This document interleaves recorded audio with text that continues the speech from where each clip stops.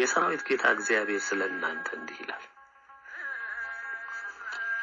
ምናልባትም መጠቀም ትቺ ወይም ታስደነግጪ እንደሆነ ከአስማቶችሽና ከሕፃንነትሽ ጀምረሽ ከደከምሽበት ከመተቶችሽ ብዛት ጋር ቁሚ።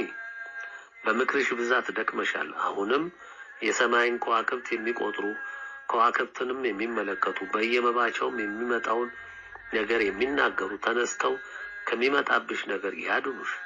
እነሆ እንደ እብቅ ይሆናሉ፣ እሳትም ያቃጥላቸዋል፣ ሰውነታቸውንም ከነበልባል ኃይል አያድኑ።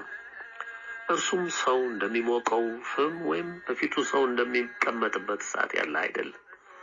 የደከምሽባቸው ነገሮች እንዲሁ ይሆኑብሻል። ከሕፃንነትሽ ጀምረሽ ከአንቺ ጋር ይነግዱ የነበሩ እያንዳንዳቸው ወደ ስፍራቸው ይሄዳሉ፣ የሚያድንሽም የለም። ትንቢተ ኢሳይያስ ምዕራፍ 47 ከቁጥር 12 እስከ 15። እዚህ ላይ አረፍ እንላለን።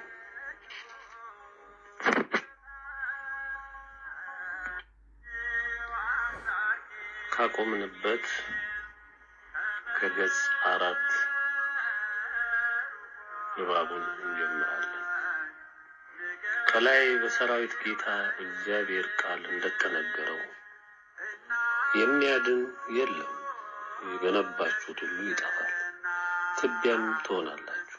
ፋብሪካችሁ፣ ከተማችሁ፣ የስልጣኔ አውታራችሁ ከትንሽ መንግስትነት እስከ ትልቅ ኃያል መንግስትነት ለመድረስ የደከማችሁበት ሁሉ በምትታመኑበት እውቀት፣ ጥበብ፣ ስልጣኔ፣ ድጋፍ አይድንም፣ ትቢያ ይሆናልና።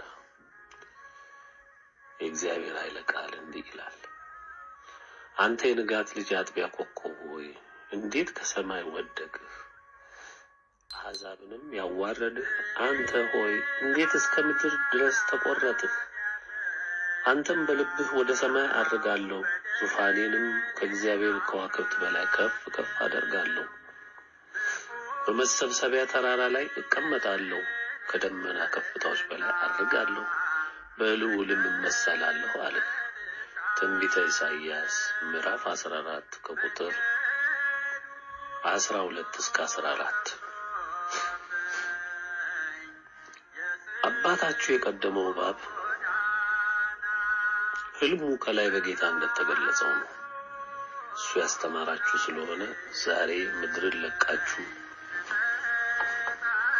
ጨረቃ ላይ፣ ማርስ ላይ ከዚያም በላይ እንሄዳለን ብላችሁ ቤታችሁንም እዚያ ልታደርጉ እየጣራችሁ ነው። መሰሎቻችሁ ለሽርሽር እየሄዱ እየመጡ ናቸው። ነገ ከዚያ ለመኖር የምትሰሩት መንኮራኩር በየጊዜው ይሄዳል ይመጣል። አባታችሁ ዲያብሎስ ከፈጣሪ በላይ ሊሆን አይደል? እናንተስ የሱ ደቀ መዝሙሮች ከሱ ሐሳብ በምን ትለያላችሁ? ትጥራላችሁ፣ ከንቶች ናችሁ፣ ከንቱም ትሆናላችሁ። ነገር ግን ወደ ሲኦል ወደ ጉድጓድም ጥልቅ ትወርዳለህ። የሚያዩህ ይመለከቱሃልና በውኑ ምድርን ያንቀጠቀጠ መንግስታትንም ያናወጠ ዓለሙን ባድማ ያደረገ ከተሞችንም ያፈረሰ ምርኮኞችንም ወደ ቤታቸው ያልሰደደ ሰው ይነውን ብለው ያስተውሉሃል። የአሕዛብ ነገስታት ሁሉ በየቤታቸው በክብር አንቀላፍቷል። አንተ ግን እንደተጠላ ቅርንጫፍ ከመቃብርህ ተጥለሃል። በሰይፍም የተወጉት ተገድሎም ወደ ጉድጓድ ድንጋዮች የወረዱት ከድነውሃል። እንደተረገጠም ሬሳ ሆነሃል። ምድርን አጥፍተሃልና ሕዝብንም ገድለሃልና ከእነርሱ ጋር ከመቃብር በአንድነት አትሆንም። እንዳይነሱም ምድርን እንዳይወርሱ ስለ አባቶቻቸው በደል ለልጆች ሞትን አዘጋጁላቸው። ትንቢተ ኢሳይያስ ምዕራፍ 14 ከቁጥር 15 እስከ 21። አባታችሁ ዲያብሎስ የቀደመው እባብ መንግስታትን ሲያምስ፣ ሕዝብን ሲያስፈጅ፣ በኒኩለር ከተሞችን ሲያፈርስ፣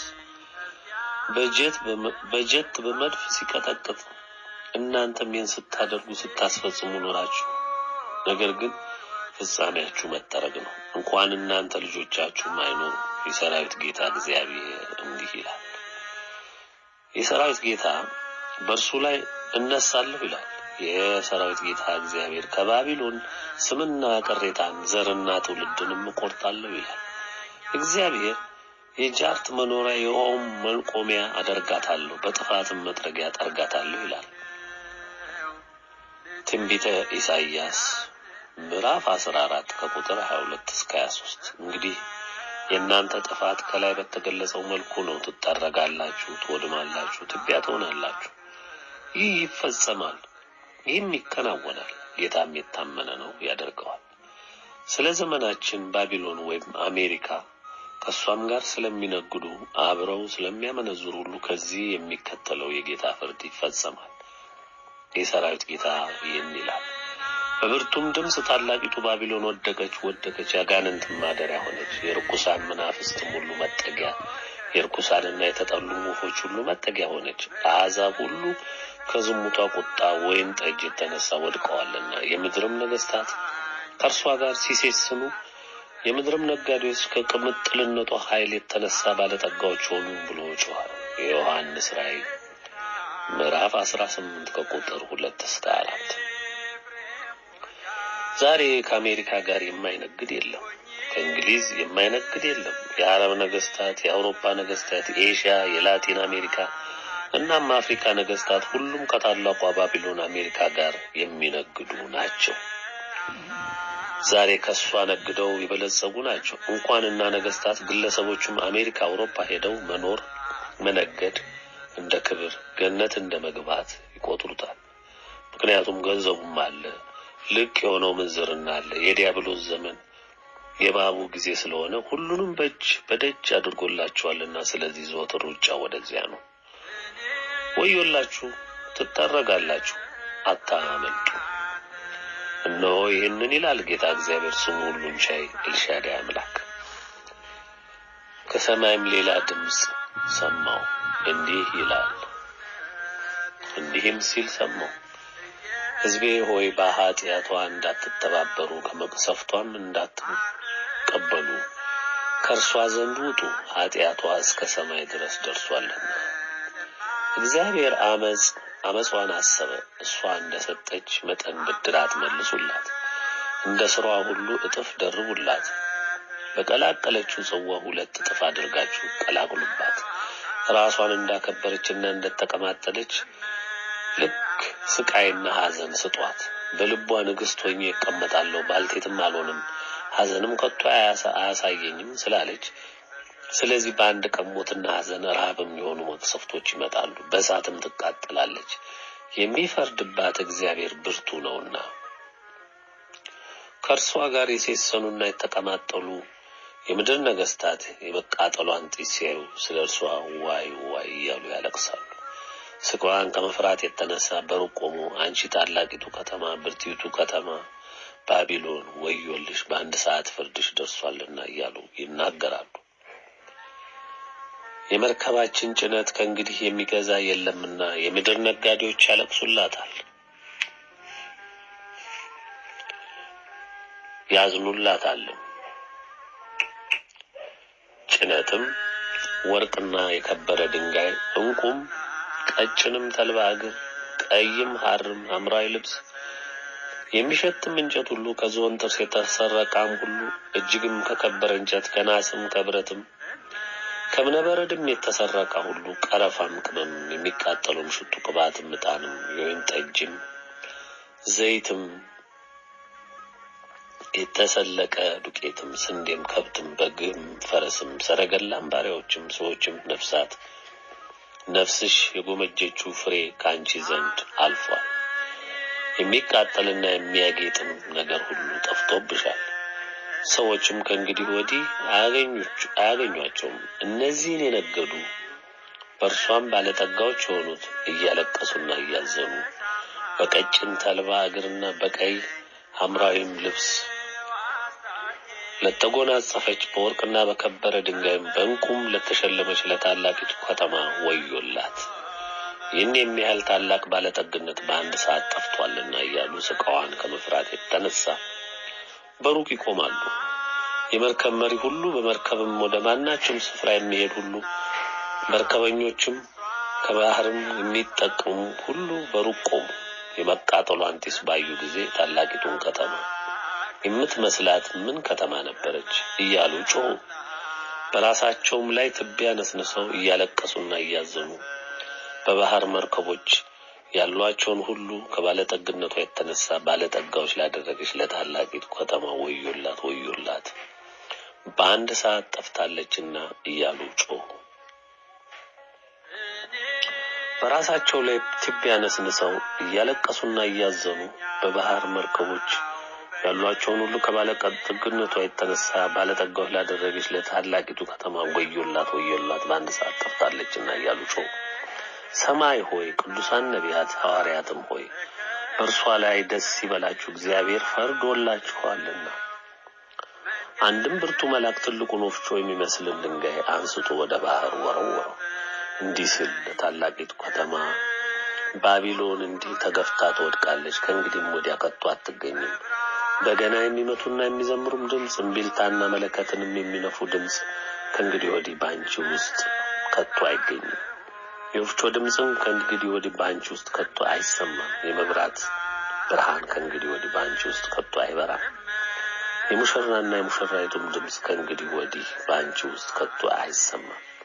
ነጋዴዎችሽ የምድር መኳንንት ነበሩና በአስማትሽ አሕዛብ ሁሉ ስተዋልና፣ በእርሷም ውስጥ የነቢያትና የቅዱሳን ደም በምድርም የታረዱ ሁሉ ደም ተገኘባት። የዮሐንስ ራእይ ምዕራፍ 18 ከቁጥር 4 እስከ 24። ወገኖቼ ይህ ቃል ስለ አሜሪካ ተብዬዋ ዛሬ ዓለምን እየነዳችው ስላለው ሀገር የተነገረ ሸክም ነው። ከሷም ጋር አብረው የሚሴስኑ የሚነግዱ፣ በለጸግን፣ አገኘን፣ አተረፉን የሚሉ ሁሉ በሷ ውድቀት በሷ ጥፋት ምን ያህል እንደሚደነግጡ፣ ጥፋቷም ብዙ ሰዓት ሳይፈጅ ከአንድ ሰዓት ባልበለጠ ጊዜ ትቢያ እንደምትሆን ነው ይሄ ቃል የሚያስረግጥና የሚነግረን። ይህም ሊፈጸም ግድ ስለሆነ በዚህ የእግዚአብሔር ኃይለ ቃል ውስጥ ተገልጿል።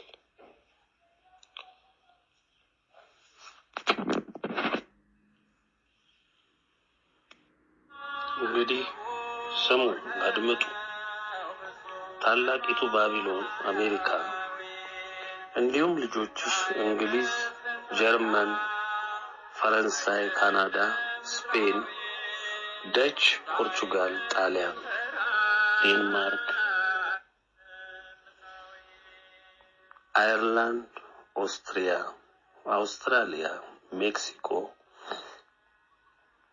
ራሽያ፣ ጃፓን፣ ቻይና፣ ቪየትናም፣ ህንድ፣ ሲንጋፖር፣ እስራኤል፣ ኢንዶኔዥያ፣ ሊቢያ፣ ኮሪያዎች፣ ኩባ፣ ኢራን፣ ሶሪያ፣ ሳውዲ አረቢያ፣ ቤልጅየም፣ ስዊድን፣ ኖርዌይ፣ ፊንላንድ፣ ኳታር፣ ኤሚሬትስ፣ ኩዌት፣ ግብጽ፣ አልጄሪያ፣ ናይጄሪያ፣ ደቡብ አፍሪካ፣ ብራዚል፣ ቺሊ፣ አርጀንቲና፣ ሌሎችም አናሳ መንግስታት ሁሉ የተሰናዳላችሁን ጽዋ ትጠጣላችሁ። ስልጣኔያችሁ፣ ክብራችሁ፣ ሀብታችሁ ሁሉ ይጠፋል። የእናንተ ንግስት አሜሪካ ጥፋት፣ የታላላቅ ወዳጆቿ መንግስታት ጥፋት ጢሱ ሰማይ ይወጣል። ትቃጠላላችሁ፣ ትቢያም ትሆናላችሁ። አሻራችሁ ይጠፋል። መብራታችሁ፣ ፋብሪካችሁ፣ ውብ ከተማችሁ፣ ጌጣችሁ፣ ሀብታችሁ፣ ብራችሁ፣ ምንዝር መፈጸሚያችሁ፣ ዘራችሁ ሁሉ ይጠረጋል፣ ትቢያም ይሆናል። አውሬ ይዋለድበታል። እንደ ኤፍራጥስ እንደ ግብጽ ስልጣኔ ምልክቱ እንኳ አይቀርላችሁ። የቀደመው እባብ አባታችሁ አያድናችሁ። ጠበቃ የላችሁም። የናቃችሁት በስሙ የተላገዳችሁበት ጌታ የሰደባችሁት እግዚአብሔር መንፈስ ቅዱስ በእሳት መጥረጊያ ይጠርጓችኋል። ወዴት ትሸሸጋላችሁ? ወዴትስ ትሸሻላችሁ? በሁሉም ስፍራ ጥፋታችሁ፣ ውድመታችሁ ይከተላችኋል። እናንተ ያፈረሳችኋቸው፣ እናንተ ያጠፋችኋቸው ድሆች፣ ጎስቋሎች፣ ረሃብተኞች ይወርሷችኋል። የእነሱ ከፍታ ይሆናል፣ የእናንተ ውርደትም ይቀድማል። ከሃዲዎች፣ የእባብ ልጆች፣ ጨካኞች፣ ትዕቢተኞች፣ በጥበባችሁ የተመካችሁ፣ ይህ ሁሉ መታመኛችሁ ይጠፋል፣ እንደ ጢስም ይተናል። የዘር ቅሬታችሁ ይነቀላል። ማንም አያስጥላችሁ። በስራችሁ በኃጢአታችሁ ብዛት ሶዶምና ገሞራን 7 እጥፍ በልጣችኋል። ሶዶምን የበላው እሳት በ7 እጥፍ ሆኖ ይበላችኋል። በሰራችሁት መሳሪያም ትተላለቃላችሁ። ጥፋታችሁን፣ ውድመታችሁን፣ መጠረጋችሁን ደካሞቹ፣ የዋሆቹ፣ ጻድቃን የእግዚአብሔር ሕዝቦች በመልካም ጥበቃ በጥሩ ስፍራ ሆኖ የፈጣሪያቸውን ፍርድ፣ ቅን ፍርድ አፈጻጸም ያያሉ፣ ይደነቃሉ፣ ተዘልለውም ይኖራሉ። ማን ይነካቸዋል? ጠባቂያቸው የታመነው የማያንቀላፋው የሰራዊት ጌታ እግዚአብሔር ነውና። በጥበባችሁ ትምክህት ስላደረባችሁ ፈጣሪ የለም ትላላችሁ። እድሜን የሚለካው የሚወስነው ፈጣሪ መሆኑ ቀርቶ ስለ መሬት፣ ስለ ሰው፣ ስለ ልዩ ልዩ ፍጥረቶች ቅሬታ አጽም እየሰበሰባችሁ ሚሊዮን፣ ሺህ ወዘተ እያላችሁ እድሜ ትተምናላችሁ። ጥበባችሁ አሰከራችሁ፣ ፍጹምም አሳታችሁ። ያልተገደበ ምኞታችሁ ናላችሁን አዞረው። ስለዚህም በትዕቢት ሰከራችሁ። ደሃ መንግስታትና ህዝባቸው ለእናንተ አገልጋይ ሆኑ። ለእናንተ የሚመቻችሁን ገዢ በህዝብ ላይ ጭናችሁ በመከራና በረሃብ ሰንሰለት እንዲሰቃዩ ታደርጋላችሁ። ሀብታቸውንም ትዘርፋላችሁ። ታዳጊ የላቸውም ትላላችሁ። ምድር በየዕለቱ የምትፈጽሙትን ክፉ ሥራ መሸከም አልቻለችም። ስለዚህም ፍርዳችሁ ፈጠነ። እነሆ በአጭር ጊዜ ይመጣል፣ ይፈጸማል። የት ይመለጣል? የፈጣሪያችን ፍርድ ይፈጸማል። ቅን ፍርዱ ይገለጻል፣ በቅርቡም ይታያል። መጥፋታችሁና ፍርዳችሁ በየደጃችሁ ቆሟል። አይ ባቢሎን፣ አይ አሜሪካ፣ አይ አውሮፓ፣ አይ ኤሽያ፣ አይ አፍሪካ፣ ወየው ላቲን አሜሪካ፣ አይ አውስትራሊያ፣ አይ ዓለም፣ ወዴት ነው መደበቂያው? ተመዝናችሁ ቀለላችሁ። ማኔ ቴቄል ፋሪስ። ስለዚህም በእሳት ወንፊት ትበጠራላችሁ። ከውስጣችሁ ንጹሐን ከክፉ ስራችሁ የራቁ ዘወትር በእናንተ ኃጢአትና ክፋት ነፍሳቸውን ያስጨነቁ ይድናሉ፣ ያመልጣሉ። የሰራዊት ጌታ ይህን ያደርጋል፣ ይፈጽመዋል። በሁለተኛው መልእክት ለተጠቀሳችሁ ጆሮአችሁን ከፍታችሁ አድምጡ። በዚህ መልእክት ውስጥ የተጠቀሳችሁ የተለያየ እምነትን ይዛችሁ ወይንንም እምነታችሁን ለምታራምዱ ይመለከታል። 1. በክርስትና ስም ላላችሁ ካቶሊካውያንና መሪዎቿ፣ ፕሮቴስታንታውያንና መሪዎቿ፣ ኦርቶዶክሳውያንና መሪዎቿ እንዲሁም ሌሎች የተለያየ ክርስትና እምነት ለምትከተሉ አናሳ በየሀገሩ ተከልላችሁ ያላችሁ ክርስቲያኖቿና መሪዎቿ። 2. ምድሪቱን በስፋት ለሸፈናችሁ የእስልምና እምነት ተከታዮችና መሪዎቿ በሙሉ። 3. ኮንፊሽያን፣ ቡድሂዝም፣ ሂንዱይዝም፣ ሲንቶይዝም እና ሌሎችም በምስራቅ ኤሽያ በስፋት የተሰራፋችሁ የእምነት ተቋማትና መሪዎቿ። የሰራዊት ጌታ ያለ የነበር የሚኖር ሁሉን ቻይ ሁሉን የሚያሳልፍ ሁሉን በእጁ የያዘ ጌታ ይህን ይላችኋል። እነሆ እግዚአብሔር መዓቱን በቁጣ ዘለፋውንም በእሳት ነበልባል ይመልስ ዘንድ ከእሳት ጋር ይመጣል። ሰረገሎቹም እንዳውሎ ነፋስ ይሆናሉ። እግዚአብሔርም በሥጋ ለባሽ ሁሉ ላይ በእሳት በሰይፍ ይፈርዳል። በእግዚአብሔር ተወግተው የሞቱት ይበዛሉ። ትንቢተ ኢሳይያስ ምዕራፍ 66 ከቁጥር 15 እስከ 16። ጌታ እግዚአብሔር ስራችሁን መዘነ፣ ክፋታችሁን ምድር ሸፈነ። የእምነት መሪ ነን ትላላችሁ፣ ስራችሁ ግን የአባታችሁ የዲያብሎስ ሆነ። ፈጽማችሁም የመዳንን መንገድ አጠፋችሁ። ክፉዎችን፣ አመንዛሪዎችን፣ ነፍሰ ገዳዮችን አጸናችሁ። ስለዚህ ኃጢአታችሁ ብዛት ለዓለም ሁሉ ተረፈ። ጌታ በእሳትና በሰይፍ ይጠርጋችኋል። የእግዚአብሔር ቃል እንዲህ ይላል። ስለዚህ እረኞቹ የእግዚአብሔር ቃል ስሙ። ጌታ እግዚአብሔር እንዲህ ይላል፣ እኔ ሕያው ነኝና እረኛ ስለሌለ፣ እረኞቼም በጎቼን ስላልፈለጉ፣ እረኞቹም ራሳቸውን እንጂ በጎቼን ስላላሰማሩ፣ በጎቼን ጥቂያ ሆነዋልና በጎቼም ለምድር አራዊት ሁሉ መብል ሆነዋልና ስለዚህ እረኞች ሆይ የእግዚአብሔርን ቃል ስሙ። ጌታ እግዚአብሔር እንዲህ ይላል፣ እነሆ በእረኞች ላይ ነኝ፣ በጎቼንም ከእጃቸው እፈልጋለሁ፣ በጎቼንም ከማሰማራት አስተዋቸዋለሁ። ትንቢተ ሕዝቅኤል ምዕራፍ 34 ከቁጥር 7 እስከ 10። በክርስትና እምነት ስም ተሰማርታችሁ እረኛና መሪ ሆናችሁ ጌታን የምታገለግሉ መስላችሁ ፓትርያርክ፣ ጳጳስ፣ ቄስ፣ ካህን፣ ዲያቆን፣ ዘማሪ የሚል ማዕረግ ይዛችሁ ወደ ራሳችሁ ስምሪትና ንግድ የሄዳችሁ ወዮላችሁ። ይህ ሁሉ ክብራችሁ ይጠፋል። እናንተም የሰበሰባችሁትም የዓመፃ ፍሬ ሁሉ ይጠፋል። እውነትም በዓመፃ በሚከለክሉ ሰዎች በኃጢአተኝነታቸውና በዓመፃቸው ሁሉ ላይ የእግዚአብሔር ቁጣ ከሰማይ ይገለጣልና። እግዚአብሔር ስለገለጠላቸው ስለ እግዚአብሔር ሊታወቅ የሚቻለው በእነርሱ ዘንድ ግልጥ ነው። የማይታየው ባህሪ እርሱም የዘላለም ኃይሉ ደግሞም አምላክነቱ ከዓለም ፍጥረት ጀምሮ ከተሰሩት ታውቆ ግልጥ ሆኖ ይታያልና። ስለዚህም እግዚአብሔርን እያወቁ እንደ እግዚአብሔርነቱ መጠን ስላላከበሩትና ስላላመኑት የሚያመካኙት አጡ ይላል የልዑል ቃል ወደ ሮሜ ሰዎች ምዕራፍ 1 ከቁጥር 18 እስከ 22። የዘመኑ የክርስትና እምነት መሪዎች ሁሉን ታውቁ ዘንድ ጌታ ሁሉን አሳውቋችኋል። ግን ጥበበኞች ነን ትላላችሁ፣ ደንቆሮ መሆናችሁ ተግባራችሁ ይገልጻል። በዓለም ላይ ብዙ የተዋቡ ጌጣቸው፣ ስዕላቸው፣ የህንጻ ጥበባቸው ድንቅ የሆኑ ካቴድራሎች፣ የእምነት ቤቶች፣ ሀብት፣ ክብር አላችሁ።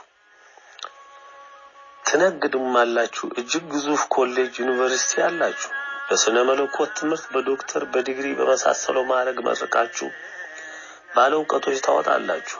እጅግ ትላልቅ የመጻሕፍት ቤተ መዘክር፣ ቤተ ምርምር አሏችሁ። ትመረምራላችሁ፣ ግን ምን ዋጋ አለው? ከንቶች ናችሁ። ዳንኤል ሆይ ይላል የእግዚአብሔር ቃል፣ ዳንኤል ሆይ አንተ ግን እስከ ፍጻሜ ድረስ ዘመን ድረስ ቃሉን ዝጋ፣ መጽሐፉንም አትም። ብዙ ሰዎች ይመረምራሉ፣ ዕውቀትም ይበዛል። ትንቢተ ዳንኤል ምዕራፍ 12 ቁጥር 4። ከላይ በጌታ ቃል እንደተገለጸው ምርምር፣ ዕውቀት በስቷል። የእግዚአብሔር ምስጢር ግን በዕውቀት ብዛትና በምርምር ስለማይገኝ ተዘግቷል፣ ታትሟል። በየዋህነት፣ በቅንነት፣ በእውነትና በመንፈስ ለሚያመልኩ ብቻ ይገለጻል። የዘመናችን እባቦች ግን የእግዚአብሔርን እውነት በውሸት ትለውጣላችሁ። በአሁኑ ወቅት ዓለም በሙሉ በተቀደመው እባብ ተግባር ተሸፍናለች። በእናንተ ውስጥ በቤተ ክርስቲያን ፍጹም የዲያብሎስ ሥራ ነግሷል። ትነግዳላችሁ፣ ግብረ ሰዶምነትን ታስፋፋላችሁ፣ ታደርጋላችሁ። የከፉ መሪዎችን፣ ገዢዎችን፣ መሪዎችን ታገለግላላችሁ፣ ታበረታታላችሁ። ስለ ሀብታቸው ሁሉንም ክፉ ሥራ ትሰራላችሁ። ስለዚህም እግዚአብሔር በእሳት ሊጎበኛችሁ ወሰነ። ወዴትም አታመልጡ፣ ሞት ተፈርዶባችኋልና። ሙስሊም፣ ቡድሂዝም፣ ሂንዱይዝም፣ ኮንፊሽያን እንዲሁም ሌሎች መሰል ተቋሞች በተራ ቁጥር 2 እስከ 4 የተጠቀሳችሁ በሙሉ ተረታችሁ ይቀራል፣ ይሻራል። የቅዱሳንን የነቢያትን ደም በከንቱ ለውሸት ትምህርታችሁ ስትሉ ገድላችኋል፣ እየገደላችሁም ነው። ስለዚህ ከእጃችሁ ደማችሁ ይፈለጋል። ፍጹም የጨለማ ሰራተኞች በመሆናችሁ በእሳት መጥረጊያ ትጠረጋላችሁ። ሁሉም ትምክህታችሁ የገነባችሁት ሁሉ ትቢያ ይሆናል። የመቆሚያ ስፍራ አታገኙም። ድንገት ወደ ሲኦል ትወርዳላችሁ። ከምድር ፊት ፍጹም አለ ቅሬት ትጠፋላችሁ። ይህ ሩቅ አይደለም፣ ፍርዳችሁ ወጥቷል። የሰራዊት ጌታ እግዚአብሔር የጦር ዕቃውን ለብሷል፣ ቁጣውም እጅግ ጢሷል። ምድር ወየው በይ።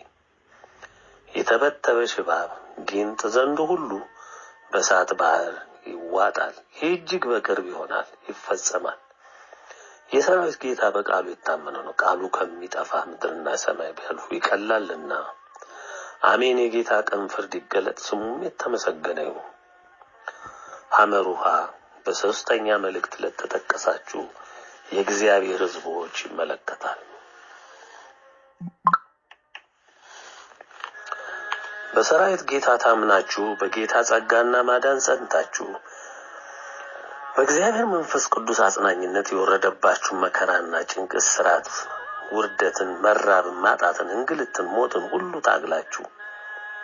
ታግሳችሁ በጌታ ቀን ፍርድ መዘግየት ምክንያት ለደከማችሁ፣ ተስፋም ቆርጣችሁ ፊታችሁን ላዞራችሁ ሁሉ ልዑል እግዚአብሔር እንባችሁን ሊያብስ ጭንቀታችሁን ሁሉ ሊያጠፋ ተነሳ። አይዟችሁ፣ ጽኑ፣ የሰላም ቃል ኪዳን ከእነርሱ ጋር አደርጋለሁ ይላል የእግዚአብሔር ቃል። ክፉዎችንም አራዊት ከምድር አጠፋለሁ፣ ተዘልለውም በምድረ በዳ ይኖራሉ፣ በዱርም ውስጥ ይተኛሉ። እነርሱንና በኮረብታዬ ዙሪያ ያሉትን ስፍራዎች ለበረከት አደርጋቸዋለሁ። ዝናቡንም በጊዜው አወርዳለሁ፣ የበረከት ዝናብ ይሆናል። የምድረ በዳም ዛፍ ፍሬውን ይሰጣል፣ ምድርም ቡቃያዋን ትሰጣለች። በምድራቸው ተዘልለው ይኖራሉ። የቀንበራቸውንም ማነቆ በሰበሩ ጊዜ ከሚገዟቸውም እጅ ባዳንኳቸው ጊዜ እኔ እግዚአብሔር እንደሆኑ ያውቃሉ። እንግዲህም ለአሕዛብ ንጥቂያ አይሆኑም፣ የምድርም አራዊት አይበሏቸውም። ተዘልለውም ይቀመጣሉ፣ የሚያስፈራቸውም የለም። የዝናን ተክል አቆምላቸዋለሁ፣ እንግዲህም ከረሃብ የተነሳ በምድር አያልቁም።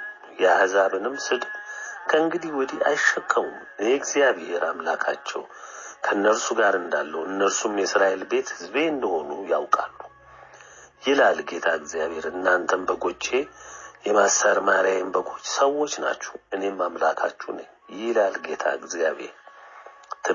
ትንቢተ ሕዝቅኤል ምዕራፍ 34 ከቁጥር 25 እስከ 31። ይህ ቃል በመላው ዓለም ለተበተናችሁት ቅን፣ የዋህ፣ ትሁት፣ ጌታን ለምትወዱ በፍጹም ሐሳብና ልባችሁ ለእግዚአብሔር ላደራችሁ ሁሉ ይመለከታል።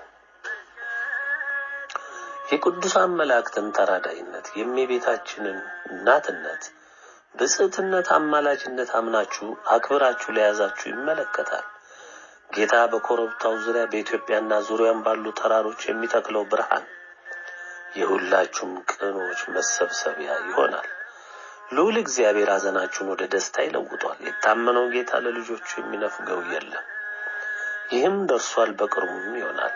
ራሳችሁን አጽዱ፣ ጽኑ፣ አይዟችሁ፣ አትፍሩ፣ አትጨነቁ።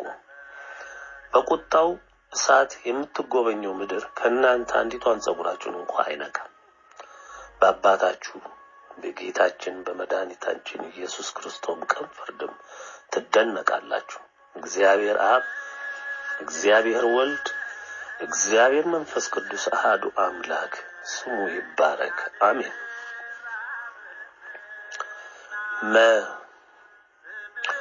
ሌላው መልእክቴ ኢትዮጵያንና የሕዝቦቿን መጻኢ ሁኔታና ዕድል ይመለከታል። የኢትዮጵያ ሕዝብ ከፈጣሪው በመሸሽ ትእዛዙንም በመናቅ በእንግዳ ባህልና በእንግዳ ትምህርት በመወሰዱ በከፍተኛ ደረጃ ፈጣሪውን በመበደሉ እነሆ ላልተቋረጠ መከራ ተዳርጎ ይገኛል። ከፈጣሪው ማግኘት የሚገባው ምሕረትና እርዳታ ከአሜሪካና አውሮፓ ባቢሎናውያን ይፈልጋል፣ ይለምናል። ነገር ግን የተገኘ አንዳች የለም። ምክንያቱም እነሱ እባቦች የዲያብሎስ ልጆች እንጂ የፈጣሪ ወዳጆች አይደሉም። የሚያስፈጽሙትም የአባታቸውን የዲያብሎስን ፈቃድ ነው። ዛሬ በኢትዮጵያ የነገሰው ዲያብሎስ ነው። የሚሰራውም ለዚሁ ለቀደመው እባብ ነው። ይህ የሚወገደው በፈጣሪ ኃይል ነው። ዛሬ እዚህ ጋር ቆም እንበልና እስቲ እናብራረው። ዛሬ በኢትዮጵያ ያለውን ሁኔታ እስቲ እስካሁን ስትሰሙት እንደነበረው በተለይም በኢትዮጵያ ሁኔታ ውስጥ አሁን እንዲህ እንደጀመርነው ቃሉ ምን እያለን ያለው? አልሆነም። አሁን ውስጡ አልገባን። አሁን የሚከናወነውን እያየነው አይደለም። በኢትዮጵያ አሁንም የነገሰው ዲያብሎስ እንደሆነ አልተረዳንም፣ አልገባንም። የዛሬ 14 ዓመት ነው የተነገረው። ልብ በሉ ወገኖቼ። በ14 ቀርቶ ከዛም በፊት ጀምሮ የዲያብሎስ ስራ፣ የጨለማ ስራ በሀገራችን ነግሶ የለም? አይታያችሁም? አታስተውሉትም? ቃሉ ይኸው እንግዲህ እንዲህ ይነግረናል። ኢትዮጵያ ዛሬ ምን ላይ ናት ያለችው? ሀገራችን ምን ላይ ናት ያለችው? ዲያብሎስ በጭምብል አይደለም በግልጽና በይፋ ፍጹም ጥርሱን ባገጠጠ የጥፋት ስራን እየፈጸመ እያየን ነው። እኛም በየዕለቱ መላ ኢትዮጵያ ሕዝብም በየወገኑ በየዘሩ ተቧድኖ ፍጅትና መከራን እየተቀበለ ነው። እግዚአብሔርን የሚፈልግ ልቡና ያለው በጣም ውስን ነው። ወገኖቼ እነዚህ መልእክት ስትሰሙ ልብ ብላችሁ አስተውሉ።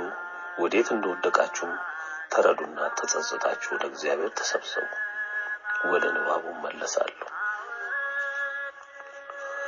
የኢትዮጵያ ድንኳኖች ሲጨነቁ አየሁ። የምድያም ሀገር መጋረጃዎች ሲንቀጠቀጡ አየሁ።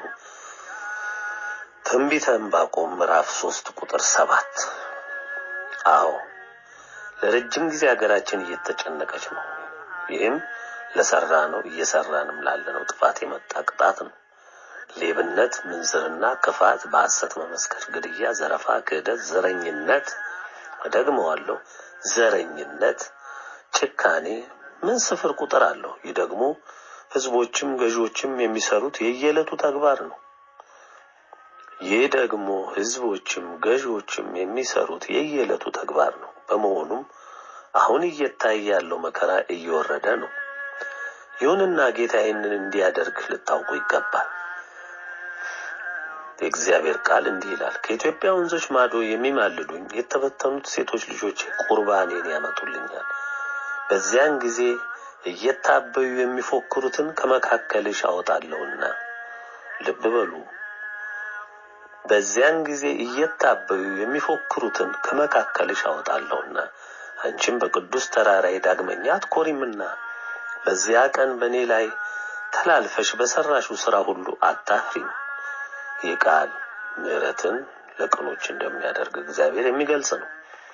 በመካከልሽም የዋህና ትሑት ሕዝብን አስቀራለሁ። በእግዚአብሔር ስም ይታመናሉ። የእግዚአብሔር ቅሬታ ኃጢአትን አይሰሩም፣ ሐሰትንም አይናገሩም። በአፋቸውም ውስጥ ተንኮለኛ ምላስ አይገኝም። እነርሱም ይሰማራሉ፣ ይመሰጉማል፣ የሚያስፈራቸውም የለም ይላል ትንቢተ ሶፎንያስ ምዕራፍ 3 ከቁጥር 10 እስከ 13። ወገኖቼ ለኢትዮጵያ ሕዝብ የተገባው ቃል እስቲ ትንሽ እናብራራው። ይህ ኢትዮጵያ ባለ ቃል ኪዳን ባለ ተስፋ ነገ ለትንሣኤዋ ለመጽናቷ ለክብሯ መልካም ሕይወት ለመኖሯ የተረጋገጠበት ቃል ነው። በቃሉ እንደተረዳችሁት እግዚአብሔር የዋህ ትሑት ሕዝብን አስቀራለሁ። በእግዚአብሔር የሚታመኑ ይሆናሉ። የእግዚአብሔር ቅሬታ ኃጢአትን አይሰሩም፣ ሐሰት አይናገሩም። በአፋቸውም ውስጥ ተንኮለኛ ምላስ አይገኝም። እነርሱም ይሰማራሉ፣ ይመሰጉማል፣ የሚያስፈራቸው የለም ይላል። ይህ እንግዲህ እግዚአብሔር ለኢትዮጵያ ሕዝብ የገባውን ቃል በግልጽ ያስቀመጠበት ነውና ወገኖቼ ልትደሰቱበት ይገባል፣ ልትጽናኑም በዚህ ይገባል። ወደ ንባቡ እንቀጥል። ጽዮን ሆይ አትፍሪ፣ እጆችሽም አይዛሉ። አምላክሽ እግዚአብሔር በመካከልሽ ታዳጊ ኃይል ነው። በደስታ ባንቺ ደስ ይለዋል፣ በፍቅሩም ያርፋል። በእልልታም ባንቺ ደስ ይለዋል ይባላል። ከጉባኤው ርቀው የሚያዝኑትን ከአንቺም የሆኑትን እሰበስባለሁ። ስድብ እንደ ሸክም ሸብዶባቸው ነበር። በዚያን ዘመን ሁሉ ባስጨነቁሽ ሁሉ ላይ አደርግባቸዋለሁ፣ አንካሳይቱንም አድናለሁ። የተጣለችውንም እሰበስባታለሁ። ባፈሩበት ምድርም ሁሉ ላይ ለምስጋና ለከበረ ስም አደርጋቸዋለሁ። በዚያ ዘመን አስገባቸዋለሁ፣ በዚያ ዘመን እሰበስባቸዋለሁ። ምርኳችሁንም በዓይናችሁ ፊት በመለሱ ጊዜ በምድር አሕዛብ ሁሉ መካከል ለከበረ ስምና ለምስጋና አደርጋቸዋለሁ ይላል እግዚአብሔር። ትንቢተ ሶፎንያስ ምዕራፍ 3 ከቁጥር 16 እስከ 20። ይህንንም ልብ ብላችሁ አስታውሱ፣ ልብ ብላችሁም አድምጡ። ኢትዮጵያ የዓለሙ ገዢ፣ ኢትዮጵያ የዓለም ብርሃን ትሆናለች ስንል ዝም ብለን አይደለም። እኛ ይህንን ሰምተን ያመንነው ይህንን መልእክት ስሰማው ልቤን የነካው እግዚአብሔር የኢትዮጵያን ሕዝብ ምን ያህል እንደሚወድ ብናስደስተው ኖሮ ባካሄዳችን ደግሞ መልካም ብንሆን ኖሮ ምን ሊያደርግልን ነበር? ይህ እኮ አሁን የተገባልን ቃል ኪዳን የአባቶቻችን ትርፍ ነው። እኛ ነግደን ያተረፍነው እኛ በመልካም አካሄድ ያመጣነው አይደለም። አባቶቻችን ደክመው ዋጋ ከፍለው ሕይወት ከፍለው ልዑልን አክብረው ድንግልን አክብረው ለቃሉ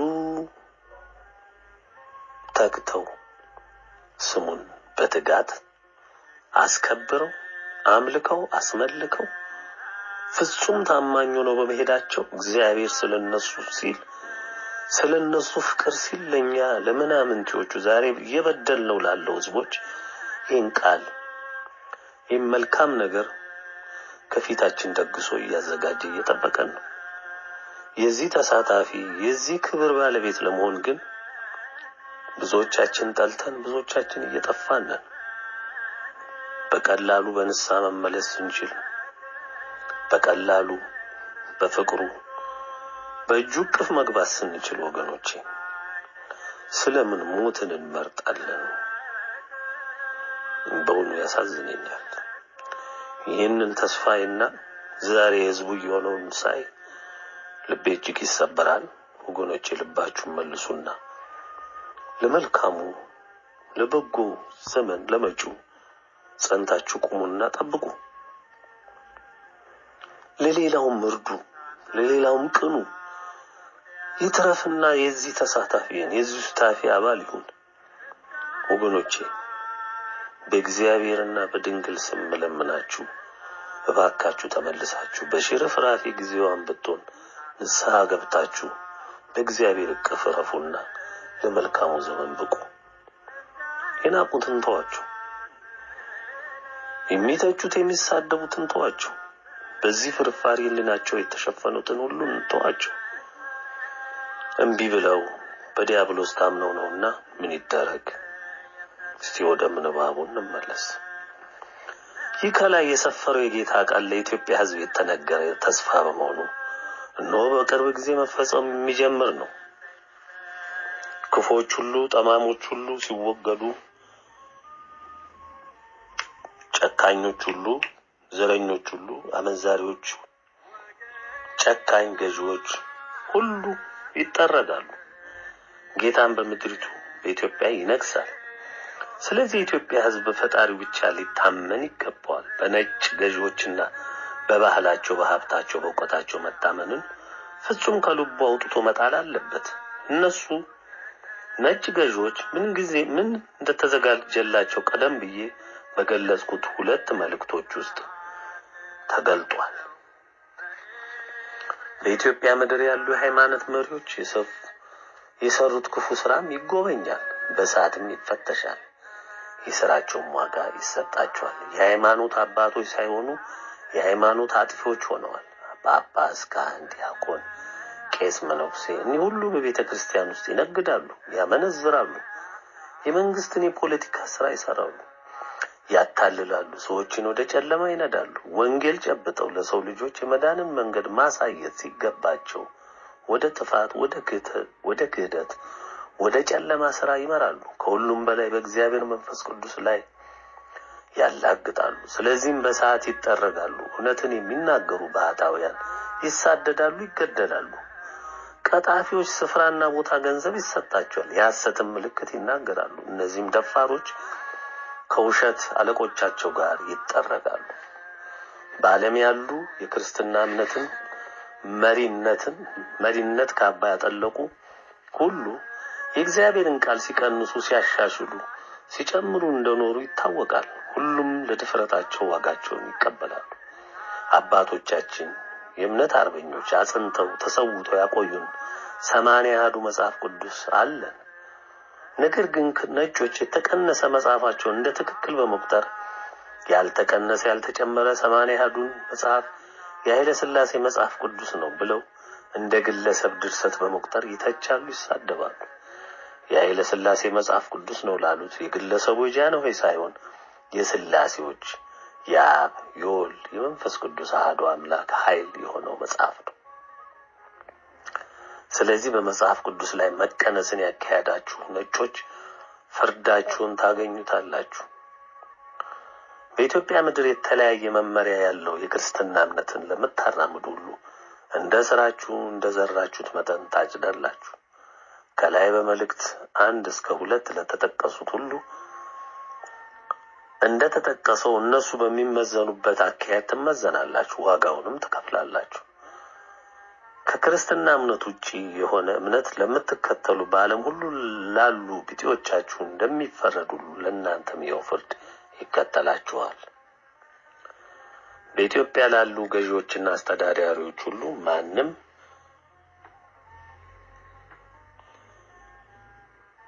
እንደሚያውቃቸው ከሃዲዎች ናቸው። አታውቁትም እንጂ እምነታችሁ የአባታችሁ የዲያብሎስ ነው። ስለዚህ ለሰራችሁት ስራ ሁሉ ላፈሰሳችሁት ደም በብርቱ ትጠየቃላችሁ። በትዕቢታችሁ፣ በክፋታችሁ፣ በተንኮላችሁ ሁሉ ትያዛላችሁ፣ ትመዘናላችሁ፣ ትዋረዳላችሁ፣ ወደ ትቢያም ትወርዳላችሁ። ከመሰራታችሁ ከነስራችሁ ከነ ልጆቻችሁ ትጠረጋላችሁ። በመልካሙ ኢትዮጵያ እንኳን እናንተ ልጆቻችሁን ቢጤዎቻችሁ ማያዩት ረጅም ታስባላችሁ፣ ብዙ ታቅዳላችሁ፣ ዘር ከዘር ታጋጫላችሁ፣ የጦርነት እሳት ትጭራላችሁ። ግን ይህ ሁሉ የምታደርጉት እንኖራለን ብላችሁ ነው? አትኖሩም። እጅግ በጣም ትንሽ ጊዜ ናት ያለቻችሁ፣ ትጠፋላችሁ። ባህረ ነጋሽ ኤርትራ በተመለከተ ብርቱ ቅጣትን ብርቱም ጥፋትን ተቀብላ ወደ ነበረችበት ትመለሳለች። ከጥፋቷ የሚያመልጡ እድለኞች ናቸው። በኢትዮጵያ ምድር ላለው ጥፋት እጃቸውን ላስገቡ ሀገሮች ተጨማሪ በትርን ይቀምሳሉ። የሰራዊት ጌታ ይህንን ይላል፣ አንተ የእባቦችን ራስ በውሃ ውስጥ ሰበር፣ አንተም የዘንዶውን ራሶች ቀጠቀጥ። ለኢትዮጵያ ሕዝቦችም ምግባቸውን ሰጣቸው። የዳዊት መዝሙር 73-74 ከቁጥር 13 እስከ 14። ገዢዎችና መሰሎቻችሁ እባብ ማን ይመስላችኋል? ዘንዶስ? አዎ እናንተ ናችሁ። ትቀጠቀጣላችሁ፣ ትሰበራላችሁ፣ ትጠፋላችሁ። የኢትዮጵያም የዋህ ቅንጡት ፈጣሪውን የሚወድድ ነፃ ይወጣል፣ ምግቡንም ያገኛል። ይህ ደግሞ ሳይርቅ በቅርቡ ይፈጸማል። በኢትዮጵያ በአዲስ የነጭ ባህል የተወሰዱ ፍጹም የተበላሹ ሴቶች የሚበዙ ናቸው። ሱሪ ለብሰው ይሄዳሉ፣ ሀፍረተ ስጋቸውን ያሳያሉ፣ ምንዝርናን እንደ ስራ ይዘውታል። ፍጹም የዲያብሎስ ሰራተኞች ሆነዋል። የእግዚአብሔር ቃል እንዲህ ይላል፣ ሴት የወንድ ልብስ አትልበስ፣ ወንድም የሴት ልብስ አይልበስ። ይህን የሚያደርግ በአምላክ በእግዚአብሔር ዘንድ የተጠላ ነውና።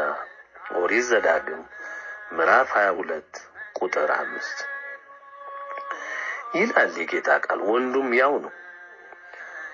አመንዛሪ፣ አታላይ፣ ነጣቂ፣ ትዕቢተኛ፣ ውሸታም፣ ስስታም፣ ሰካራም፣ ጨካኝ ነው። እናንተም ከመጠረግ አታመልጡ።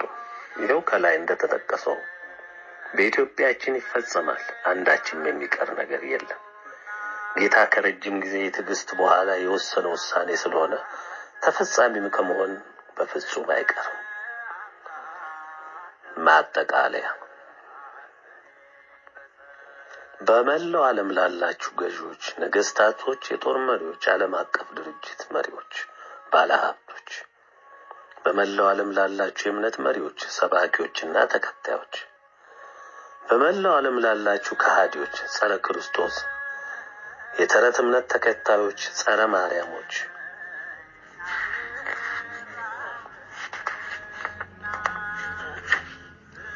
ጸረ መላእክት አቋምና እምነት ላላችሁ እግዚአብሔርን ትእዛዙን ንቃችሁ በራሳችሁ ተረታ ተረት ለምትጓዙ በሙሉ በጥንቆላ በጣዖት ስራ ላላችሁ እናንተም ለሚከተሏችሁ በሁላችሁም ላይ እነሆ የኤልያስ አምላክ በእሳት ይፈርዳል። ጌታ ከአንድ ታማኙ ጋር ቆመ እንጂ ከነ አካብ ከነ ኤልዛቤል ከነ ቡኤልዘቡኤል ካህናትና የዚሁ ተከታይ ህዝቦች ጋር አልቆመም።